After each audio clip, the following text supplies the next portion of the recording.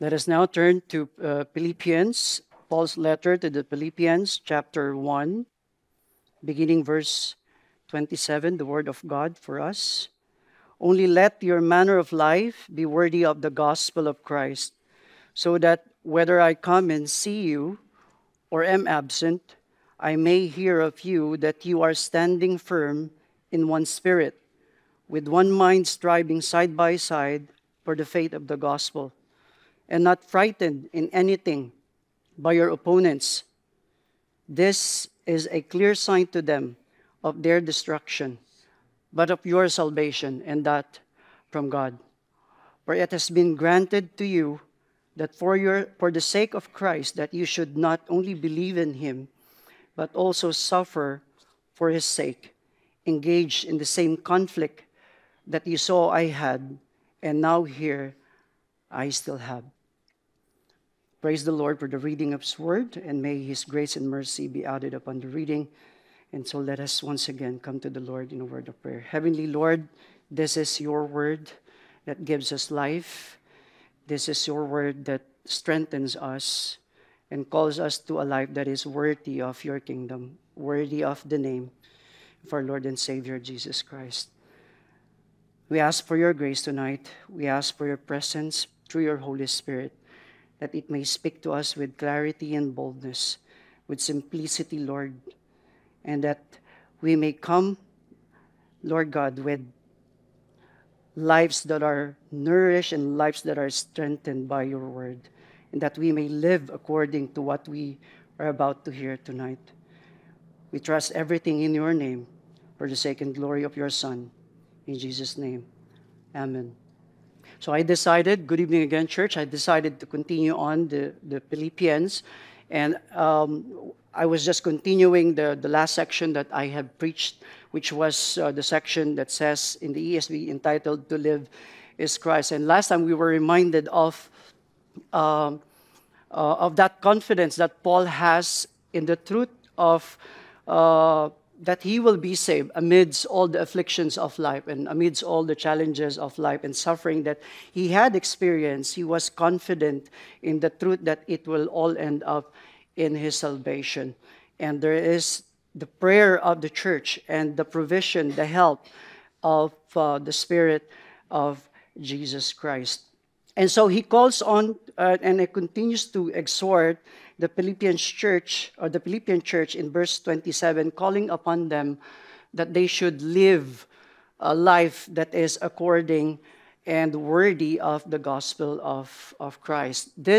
Last September, President Donald Trump visited the UK. This was his second state visit, but there was something odd that he had done when he visited Europe or United Kingdom. He broke the protocol. And it was seen on the video that he was walking ahead of the king. And that was a protocol that is not to be violated. There is some sense of a similarity that the Christians are called to that kind of life as we strive to live for Christ, as Paul exhorts us on the verses before the one that we had. We are not only called to a new identity as Christians. We are not only called to a new life as a people saved by the gospel of Christ, but also called to a conduct of life, a protocol of life, united and centered and being shaped by the gospel of our Lord and Savior, Jesus Christ. The word manner was used by Paul to describe as something that is a citizen living or behaving in such a kingdom or a country that has rules and laws, and there are expectations for citizens to live by. And so similar to our experience of life being a citizen of the kingdom of God, we are expected to a conduct of life not only giving us a new identity in Christ, but also a conduct of life that is united, centered, and shaped by the gospel of our Lord and Savior, Jesus Christ. So the question is, in today's world, What does it mean to conduct our lives in a manner worthy of the gospel of Christ? In the time of Paul, when he wrote to the Philippians, the Philippian church is mostly composed of Gentiles, and Philippi was some sort of an area that is mostly soldiers or retired soldiers, or even like active soldiers in service of the empire of Rome. So you can imagine that the church that he was writing is living with the people that have a mindset that they have their king, which is Caesar, and their allegiance is to Caesar and to the king of Rome, or to the emperor of Rome. But as a Christian, while living in that kind of situation and in that context, as a Christian, they are also called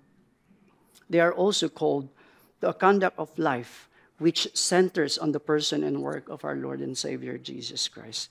That the church would unite, would grow into it, centered on Jesus Christ, and being shaped by the gospel of Jesus Christ. So what does it mean to conduct our lives in a manner worthy of the gospel in the present context that we live in? We live with so many things that is bombarding our minds, even our kids, with so much philosophy and with so much belief that is contrary to the gospel, that is against to the gospel of our Lord and Savior Jesus Christ. And as a Christian, we are expected and called to be someone who's living faithful to Christ and being sustained by the grace of Christ, and confident likewise on the sovereign grace of our Lord and God Jesus Christ. So I would like to submit to you three things. That it means that the conduct of life that is according or worthy of the gospel of Christ is, number one, the commonality of faith in the gospel. It is a call from Apostle Paul that this is a very important thing for us all. For the Philippian church and for us all by extension, commonality of faith in the gospel is a thing that we must not surrender on. So he says on verse 27, only let your manner of life be worthy of the gospel of Christ, so that whether I come to you and see you or am absent, I may hear of you that you are standing firm in one spirit. That is, standing in one spirit, understanding about the things we should believe and we should uphold when we talk about the gospel of Jesus Christ. My conversion is not the gospel of Jesus Christ. Your conversion story is not the gospel. Anything that is involved our story is not the gospel. It is not from us, and it is not about us, but it is rather about the Lord and Savior Jesus Christ. It is from God, Apostle Paul says in Romans chapter 1. And it is through His Son, Jesus Christ. And it is according to the enablement or being enabled by the Spirit of God. So, as we live in this context of life, that many contradicting teaching that comes in our lives, we are called to stand in that faith, in that communal kind of faith, standing firm in one spirit, believing that we are saved by grace through faith in the Lord Jesus Christ. And he also said that we should strive side by side. He says in there, not only that you are standing firm in one spirit with one mind, but also striving side by side for the faith of the gospel. That is to say that as we are being faithful and as we strive to be faithful with our doctrines, the things that we uphold dear in our faith, we are to be with each other, coming along with each other, ready to defend the truth of the gospel of the Lord Jesus Christ, preaching the gospel according to the word of God. We believing it is the power of God to save. Change of behavior will not save our daughters and our sons. Change of behavior will not change a person. It is the power of God that we need. And it is the power of God through the gospel of our Lord and Savior, Jesus Christ. That is the only power that would change life. That is the only power of God that would bring about new life in someone's soul. And it is through the saving work of the Son. There's no admixture to it. There's no other person to it. There's no co-mediatrix. There's no co-redemptrix. There is no person, no church, no leaders that would require help from, that Jesus would ask them to help me and save this generation. No, it's not. It is through the saving work of the Son of God. And it is applied by the Spirit of God through the preaching of the gospel according to the Word of God. So we must not only being faithful and standing firm in one spirit, doctrines, theology, the things we believe about God, and the things that God requires of us, but we are also to be striving side by side. The word striving described as the one being done in the rugby game. I forgot the term again. When they're trying to battle it out. Scrum. I remember now. Scrum. So that is the idea. When you are striving side by side, you are to be with each and every one within the church, understanding that we are not in the same level in terms of maturity and knowledge of God. That's why Paul reminded the Thessalonian church in chapter 5 to minister to the weak, to help them, and even to be patient with them all. And so we would be together in there ready to defend the gospel of Christ, knowing that there are people inside the church that also needs our help to clarify things, to make things much more understandable, because we don't have that similar and the same level of understanding. So things are needed. Things are needed to be clear. Things are needed to be defended.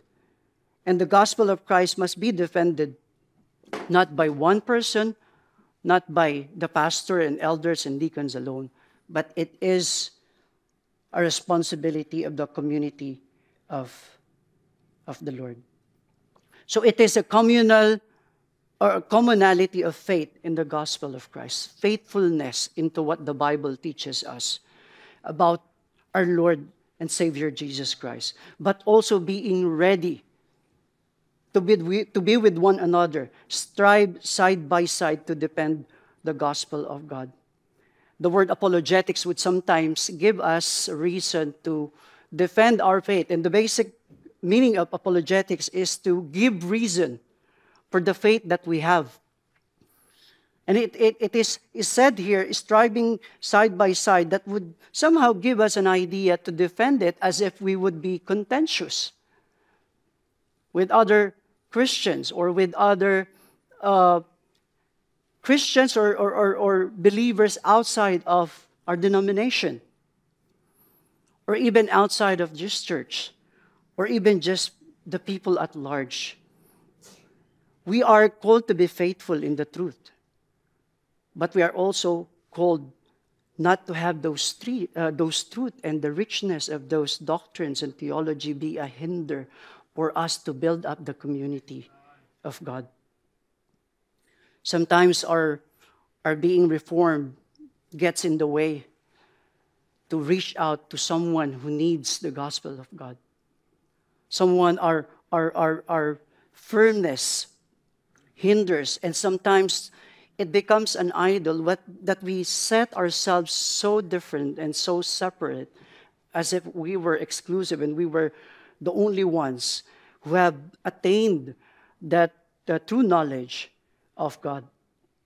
So it's a balance of call from Paul that says, in the midst of afflictions and in the midst of different false teachings and erroneous teachings, we are to be faithful to the truth of the gospel of Jesus Christ. But at the same time, not only be that power, but also the magnet that would bring people inside the church.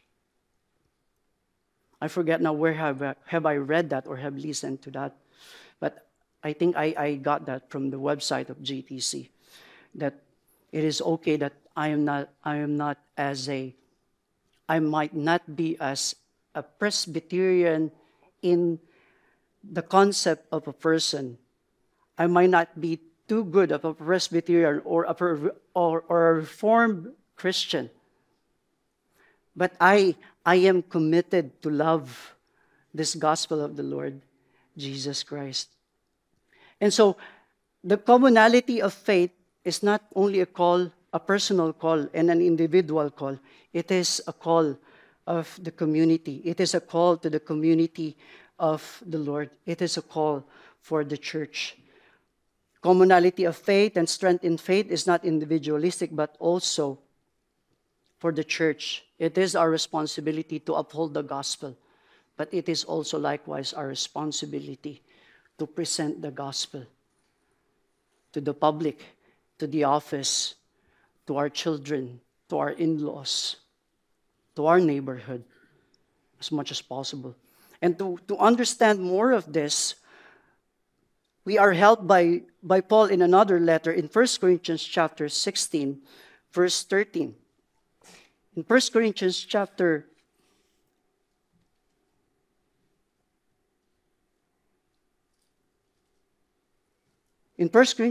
16, verse 13, it is said in there, be watchful, stand firm in the faith, act like men, be strong.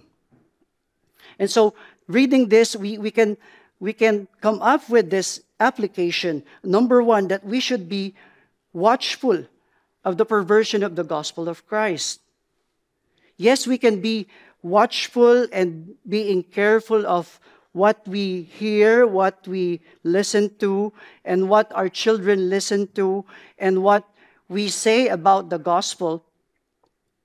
But we are also to be mindful that this should be the reason that people would come in to the church.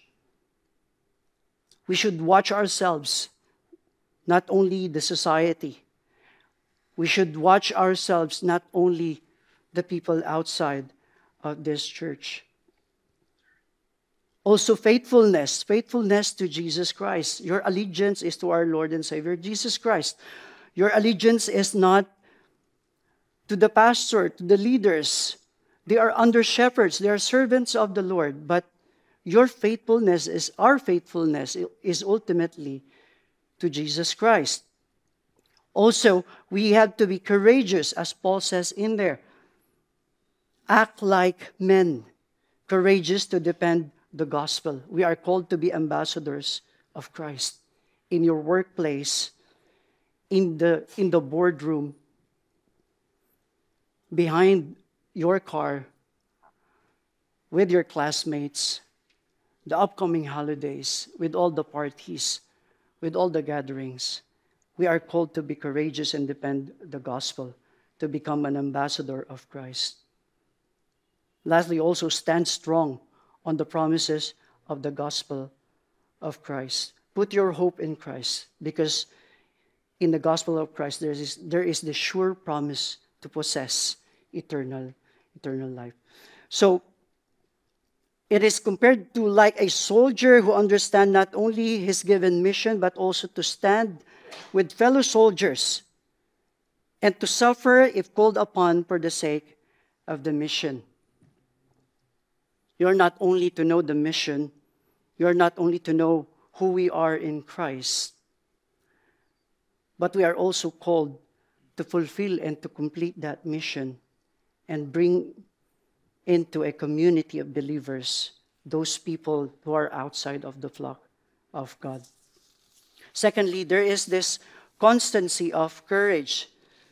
So Paul is exhorting them continuously that there is courage that is needed to live according to the gospel of Christ, or to a citizen living in the kingdom of God. He says in verse 28, "And not frightened in anything by your opponents. This is a clear sign to them of their destruction, but of your salvation, and that from God." We need courage. Everyone needs courage today. We are facing so many challenging times. Illnesses, financial problems, career problems, family problems. But we are called to that courage that we can avail of in the gospel of Jesus Christ. Not cowardly, he says they're not frightened by our opponents, but of courage. Even the Lord reminded us, "Have courage, I have overcome this world." The Lord Jesus gives us grace when afflictions hit us, when problems visit us. His grace is available to encourage us. There are things in life that really weakens and make us discouraged in the walk of faith and to be faithful in our Lord and Savior Jesus Christ. That is the remaining sin in us, the scheme of Satan, and also the unbelief of society. And all of these things are contriving to discourage us in our faith, to discourage us in our walk of life, to make us coward and not be courageous. We are always being lured by sin. We are always being deceived by Satan. There is always this presentation of Satan. The world is better than what you have now. And in the society that we live in now, there is this syncretism or uniting of all philosophy. Get the best from this, get another one from this, get another one from this. And all of these things contrive and unites themselves to discourage us in our faith. These are persisting attacks of the enemies of the gospel of the Lord. But then he goes on to say, "I have overcome this world." So we are called not to be cowardly, but to be courageous, and to have that courage is to avail much of what we have been given in the gospel. We are also not called to confusion, but a clarity of our position in life. Not confusion of our faith, not confusion of what is ongoing or going on into our lives, but a sure and clear message that our end is salvation, not destruction. He says, this is a clear sign to them of their destruction, but of your salvation. Paul presents a peek into what will happen or what will transpire at the coming of the Lord, at the coming of the great judge. And this is our end. Not confusion, not destruction, but the clarity that he goes on to say, but of your salvation. But of your salvation. So it is the gracious will of God to save us and to give us eternal life. In many voices and confusing things that is happening, in a seeming victory of Satan and the evil, we can be discouraged in life. But this is what is being told, and this is what we're being exhorted tonight. There is a constant courage in the gospel of Christ. Your life may not be ideal today. Your life might not be in an instance that you want it.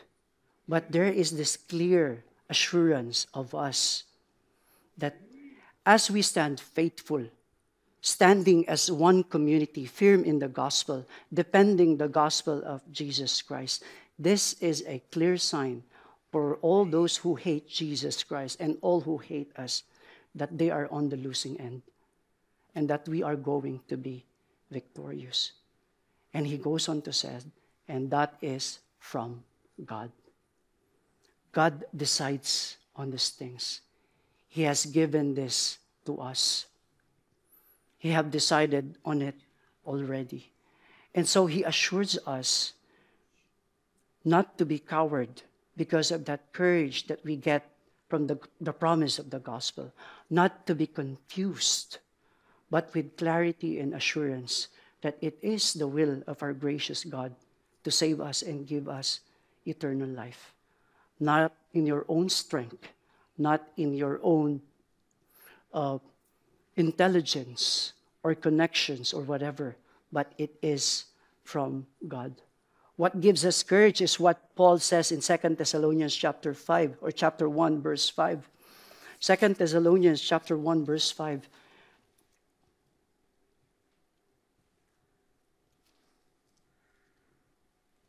He says in there, and the context is that the judgment at Christ coming. So this is the assurance that the Thessalonians encouraged Paul in view of the coming of Christ, the judgment at Christ's coming. This is the evidence of the righteous judgment of God. So the judgment of God is condemnation for those who hate Him and who hate us, but salvation to you and me. This is the evidence of the righteous judgment of God, that you may be considered worthy of the kingdom of God, for which you are also suffering, that you may be considered worthy of the kingdom of God. Are you doubting your salvation today? Are you doubting what Christ has promised to us in the gospel? This is what He is telling us right now, that there is this constancy of courage, and we are being assured that our end of days is not judgment, but of eternal life and salvation. So courage is also a communal strength brought by the confidence that we have in the promise of the gospel of Christ. So we must have that attitude of courage in every kind of opponents. Again, Satan, sin, and the unbelief of society. We have to have that courage to face them and have that assurance that they are on the losing end and that we are on the winning end. So, Acts chapter 14 says, strengthen the souls of the disciples. Let's go there. Acts chapter 14, verses 22. In a way of application, I would like us to consider Acts chapter 14, verse 22.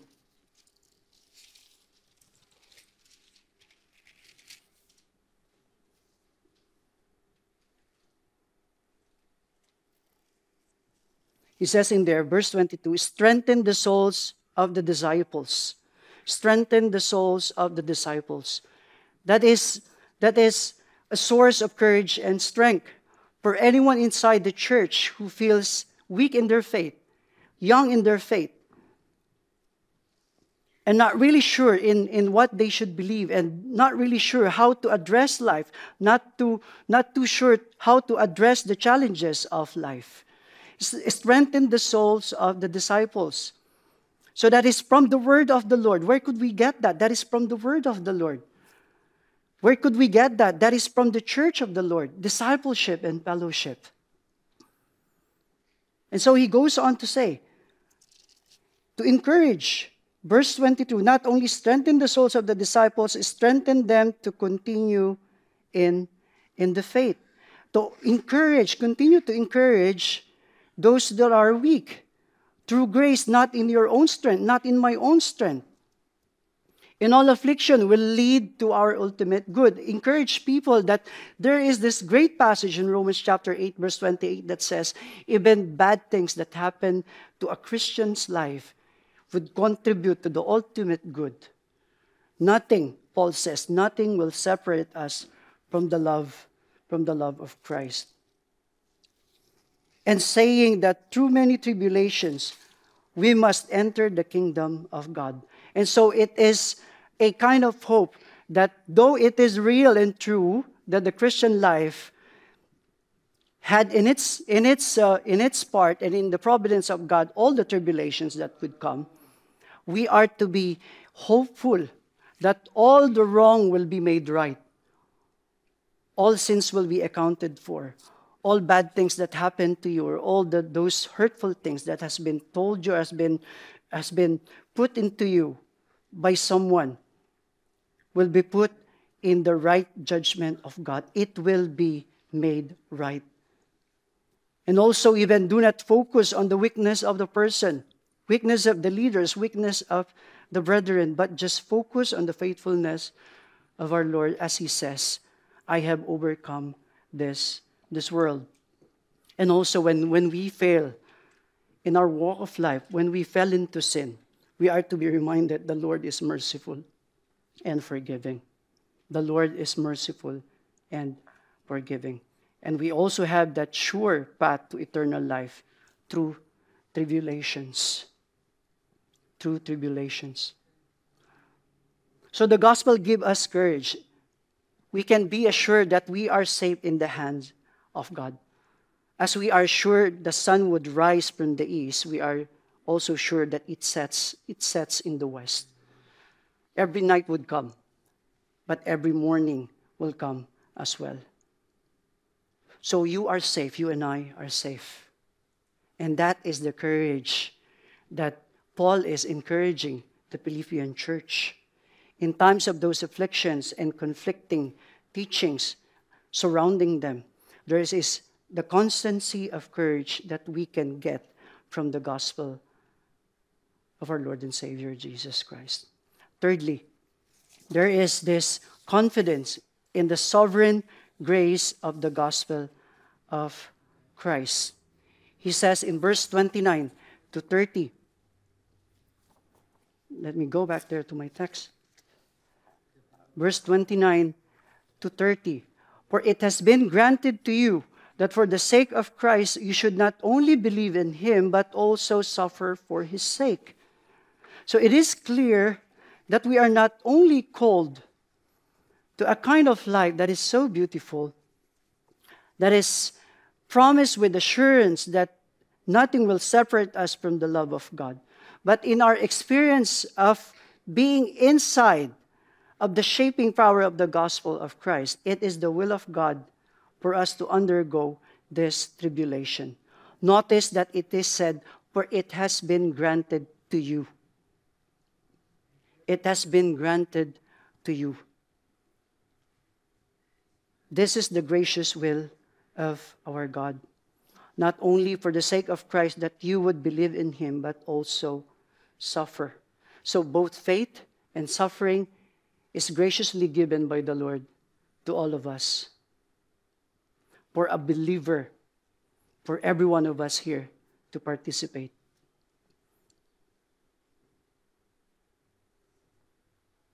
Grace to believe and grace to suffer. When we were weak, dead in our trespasses, rebelling to God, grace overflows. Ephesians chapter 2 verse 8 says, for you are saved by grace through faith. And that is the time that we cannot do anything. We were dead in our trespasses and sin. But the grace to believe after hearing the gospel comes from the Lord. It has been granted to you. But also the grace to undergo suffering. As we might have known, all the suffering of Paul in his entire life, the grace of God, the presence of God, the grace of God survived him and sustained him, even up to the point of being dead, or even sometimes to being exposed to death.